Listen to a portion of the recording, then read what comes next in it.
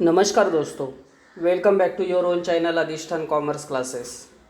आज के वीडियो का हमारा सब्जेक्ट है secretarial practice 10th chapter dividend and interest and today's topic is legal provisions for payment of dividend.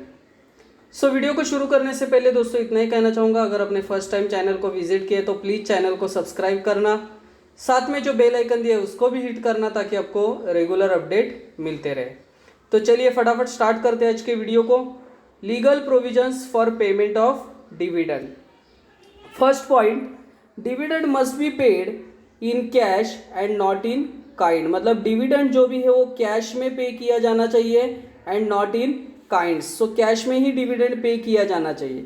Dividend में be paid by check. देखिए dividend check से, check से, वारंट से और इलेक्ट्रॉनिकली भी कंपनी डिविडेंड पे कर सकती है बाय ईसीएस और NEFT. Third point, joint holding of share. Dividend warrant should be send to the registered address of the, देखिए registered address of the first name. मतलब ऐसा अगर जॉइंटली कोई व्यक्ति अगर जॉइंटली शेयर्स ओन कर रहा है तो जिसका भी फर्स्ट नाम रजिस्टर्ड में होगा उसके नाम पे ये डिविडेंड दिया जाएगा। First name joint share holder as per the register of member और to such person at his address as a share holder और joint share holder have given the company in writing. तो अगर ये जो joint share holder है इन्होंने company को writing में कुछ एड्रेस दिए है कि कंपनी ने पर्टिकुलर एड्रेस पे डिविडेंड पे करना चाहिए, तो उस केस में वो एड्रेस पे कंपनी डिविडेंड भेज सकती है, चेक वारंट भेज सकती है। सो फर्स्ट पॉइंट था डिविडेंड कैश में पे किया जाना चाहिए, देन डिविडेंड चेक, वारंट या इलेक्ट्रॉनिक मोड से पे हो सकता है। जॉइंट होल्डर की केस में जिसका नाम रजिस्टर्ड में पहला होगा उसके नाम पे डिविडेंड जाएगा, या कंपनी ने जो एड्रेस कंपनी को जॉइंट होल्डर ने जो एड्रेस दिया है उस नाम पे कंपनी डिविडेंड भेज सकती है। Fourth point, time limit within which dividend is to be paid. Company must pay dividend within 30 days from the date of its declaration. मतलब देखिए डिक्लेयर करने के बाद विद इन 30 days कंपनी ने dividend pay करना चाहिए। Time limit within which dividend is to be paid, company must pay dividend within 30 days from the date of its declaration. Then fifth point, dividend is payable only to the registered shareholder of the company. So dividend उसी को पे किया जाएगा जो company का registered shareholder होगा। Preference share holder are entitled to the dividend before it is paid to the equity share holder as per terms of issue of the preference shares. देखिए ये लाइन में क्या बोला है, preference share holder are entitled to the dividend before it is paid to the equity share holder. देखिए most important है, before it is paid to the equity share holder. मतलब preference share holder को पहला dividend दिया जाएगा as compare to equity share holder as per the terms of issue of preference shares. Equity share holder will get dividend from residual profits. Residual profits किसको कहते हैं, मतलब preference share holder वगैरह सभी को डिविडेंड देने के बाद जो बचेगा वो डिविडेंड इक्विटी वो जो प्रॉफिट का जो भी पार्ट है वो इक्विटी शेयर होल्डर्स को दिया जाएगा। Then equity share holder will get dividend from residual profit, that is residual profits का मतलब यहाँ उन्होंने बोला है, देखिए रेजिडियल प्रॉफिट्स किसको कहते हैं, after paying preference share holder and arrears of dividend on a cumulative preference share. So ये एक टाइप है cumulative preference shares. So preference share holder को डिविडेंड दिया जाने के बाद या क्यूमुलेटिव प्रेफरेंस शेयर होल्डर को डिविडेंड दिया जाने के बाद जो प्रॉफिट बचेगा उसमें से ही इक्विटी शेयर होल्डर को डिविडेंड दिया जाएगा। 6 point, if the shares are held in electronic form dividend will be paid to the beneficial owner as per the statement furnished by the depository. So electronic form में अगर shares होंगे तो beneficial owner जो होता है, investor जो होता है, डिपॉजिटरी उसके नाम पे ये डिविडेंड देगी। If shares are held in physical form dividend is paid to the share holder whose name appear in company's register of member, मतलब कंपनी के रजिस्टर ऑफ मेंबर में जिस शेयर होल्डर का नाम होगा उसी को ये कंपनी डिविडेंड देगी। सो इलेक्ट्रॉनिक फॉर्म में होगा तो बेनिफिशियल ओनर जो भी है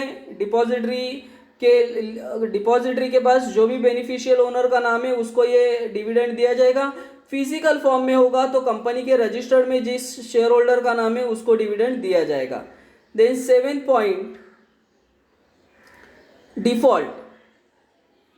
default in paying dividend in the given time results in punish to every director of the company. मगर अगर ये कंपनी डिविडेंड नहीं पे कर पाती है तो डायरेक्टर्स को पनिश किया जा सकता है। Punishment to every director of the company. Then B point, company will be liable to pay simple interest at the rate of 12% during the period when the default continues, मतलब जब तक ये default continue रहेगा company को 12% से interest पे करना पड़ेगा डिविडेंड जो भी डिक्लेयर किया था उस पे। If the company fails to comply with any of the requirement of this section, the company and director shall be liable to pay fine, मतलब कंपनी के जो भी डायरेक्टर है उसको ये फाइन क्या करना पड़ेगा, पे करना पड़ेगा। मतलब डिफॉल्ट अगर होता है तो कंपनी और कंपनी के डायरेक्टर इसके लिए लायबल रहेंगे, उनको फाइन पे करना पड़ेगा। Then next concept is unpaid and unclaimed dividend. देखिए यहाँ दो वर्ड है अनपेड, एक है अनपेड और दूसरा है अनक्लेम डिविडेंड। सो ये दोनों वर्ड हमें ठीक से समझने हैं। अनपेड मतलब कंपनी के ओर से डिविडेंड पे नहीं किया गया है, एंड अनक्लेम्ड मतलब शेयर होल्डर की ओर से डिविडेंड को क्लेम नहीं किया गया है। मतलब अनपेड मतलब कंपनी डिविडेंड पे नहीं किया है। अनक्लेम सपोज ऐसे हो सकता है कि कंपनी ने डिविडेंड डिक्लेयर किया है, पे भी किया है, कंपनी ने चेक्स भेज दिए है, बट जो एड्रेस दिया था वो एड्रेस गलत हो सकता है या वो एड्रेस पे वो व्यक्ति अभी नहीं रहा होगा, तो ऐसे हो सकता है तभी डिविडेंड शेयर होल्डर की ओर से क्लेम नहीं किया जाता, क्योंकि डिविडेंड कंपनी ने चेक भेजा या वारंट भेजा ये उसको मालूम ही नहीं होता है, तो उस केस में डिविडेंड अनक्लेम रहा जा सकता है।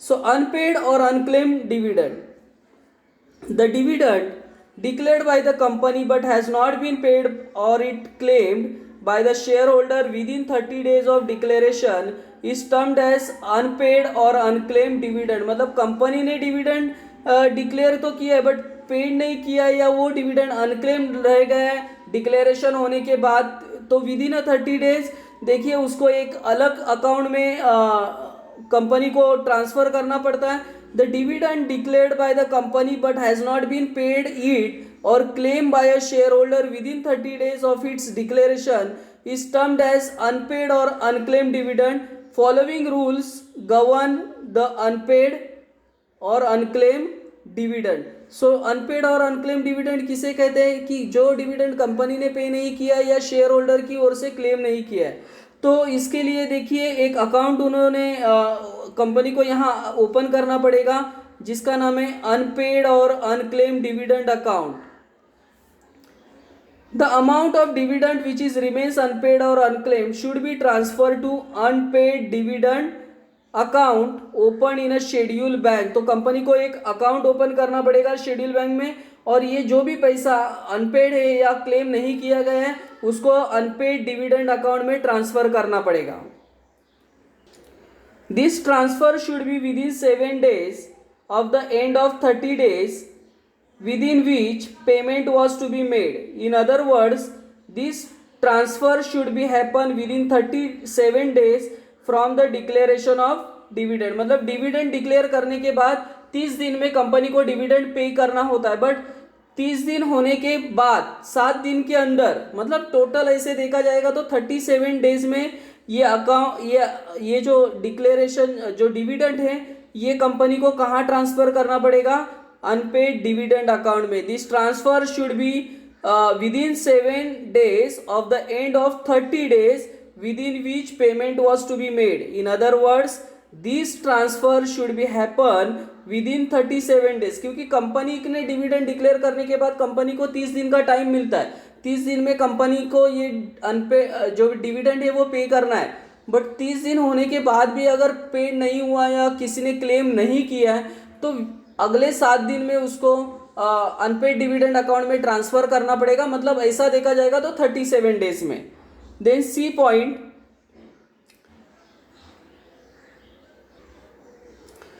within 90 days of the transfer of amount in unpaid dividend account, the company is required to put on its website or any other website approved by the central government।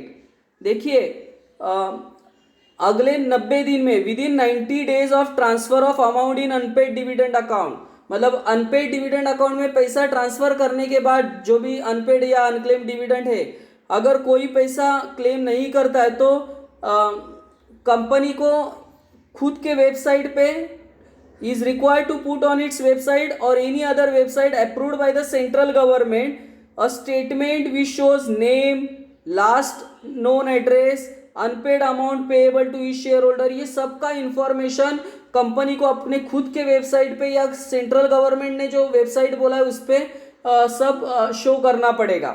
Then D point, any claimant to the unpaid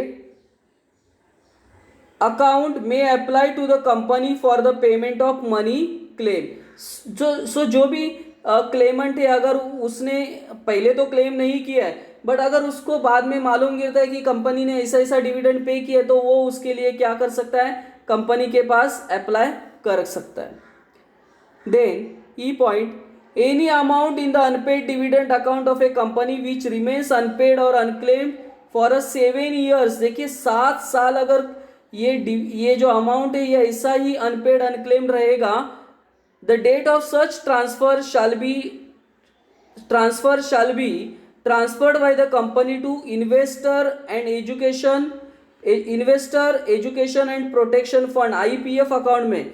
मतलब अगले 7 साल में अगर कोई भी पैसा लेने नहीं आता है कंपनी के पास तो ये एक अलग अकाउंट में पैसा ये ट्रांसफर किया जाएगा, that is investor education and protection fund.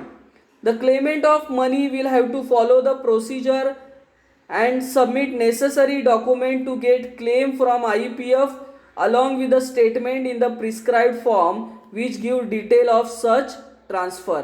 देखिए अनपेड अनक्लेम डिविडेंड था वो अनपेड डिविडेंड अकाउंट में ट्रांसफर कर दिया था, लेकिन 7 साल अगर कोई पैसा वो लेने ही नहीं आता है, वो वैसे ही कंपनी के पास अनपेड डिविडेंड अकाउंट में पड़ा है, तो उसके बाद वो जो पैसा है वो investor education and protection fund में क्या किया जाएगा, ट्रांसफर किया जाएगा।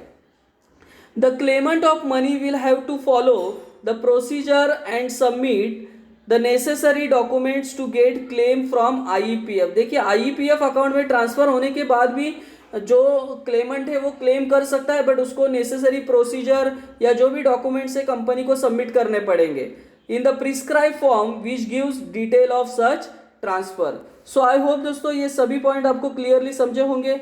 मेरे एफर्ट्स आपको पसंद आए तो प्लीज लाइक करना, दोस्तों के साथ शेयर करना। That's it, thank you very much दोस्तों, we will be meeting in our next video. तब तक के लिए बाय बाय।